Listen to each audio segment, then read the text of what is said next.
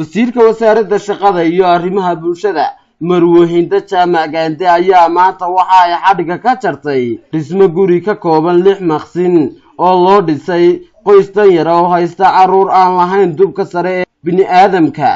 kuwaasi oo ku noolaa deegaan dhinaca koonfureed kaga beegan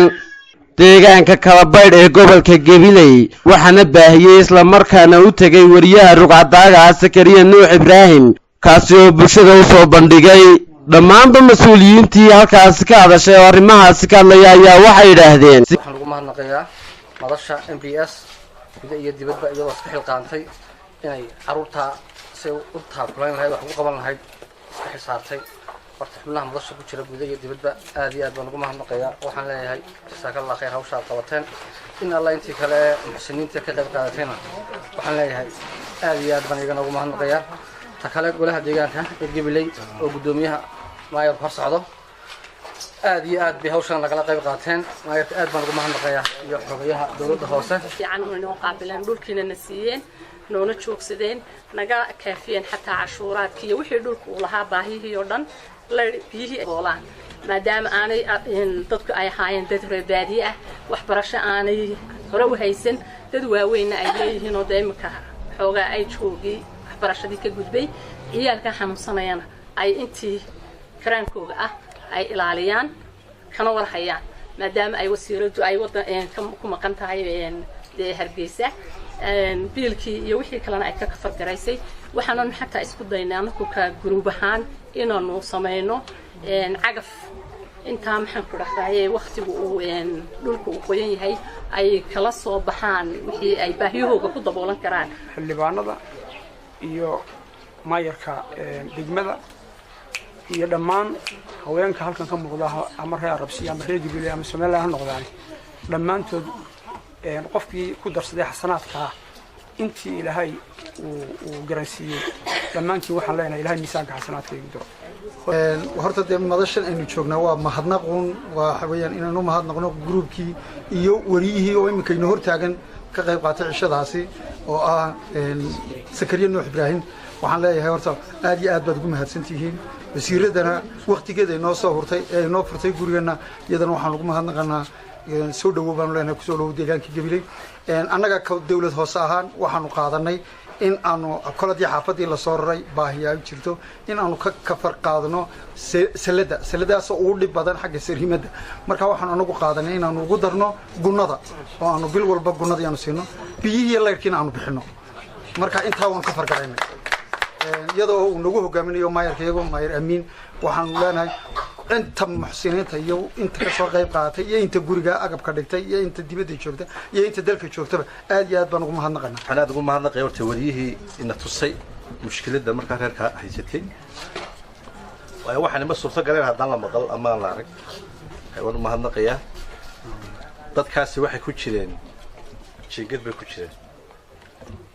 maantana qasri bay ku jireen taasi waxay ka dhigan tahay waxaynu rumaynaa aad ilaahay tacaawunu cala albirri wattaqwa wala tacaawunu cala al-ismi wal udwan wanaagayna ka wada shaqeyno gacmaha isku qabsanaa khayrkaas uu keenayaa dee ummad badan oo saasaa jirta runtii oo aan maanta cidna lahayn cidda yeelanayaan waxa weeye intaa damqanaysa ee khayrka u ordaysa marka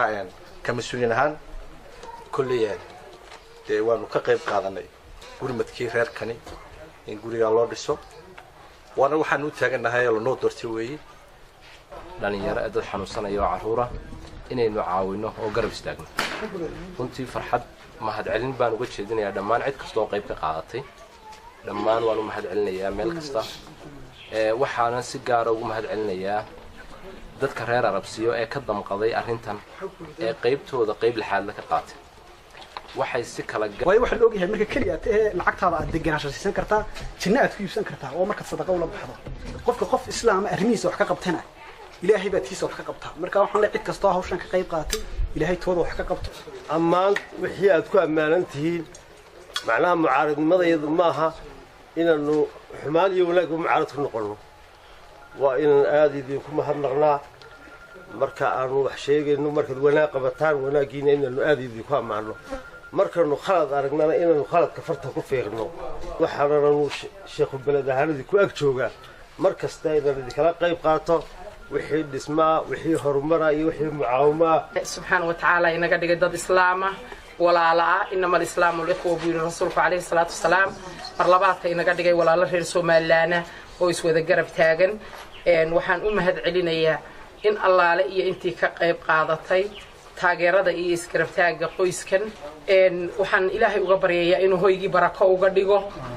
in iyagana caafimaadka ilaahay u siyaadiyo maalintii aan u tagay iyo maanta waa kala midab jirkoodu wuu isku jiraa maanta oo jir la garanaya baa jirkooda ka mid ah halka markii hore ay ahaayeen qolof isku wada xidhan waxaanu ku adeegaynaa amaawiirta iyo go'aanka madaxweynaha qaranka kaas oo ay ka go'an tahay inuu bulshada loo adeego ama la gaarsiiyo wax allaale iyo wixii horumar loo qaban karo waxaanu ballan qaadaynaa inaanu idin garab taagnaano waqti kasta annagoo magaca xukuumadda ku adeegayna aad iyo aad baad u mahadsantihiin haatee waxaa hore u baahiyey carruurtan bilaadubka ah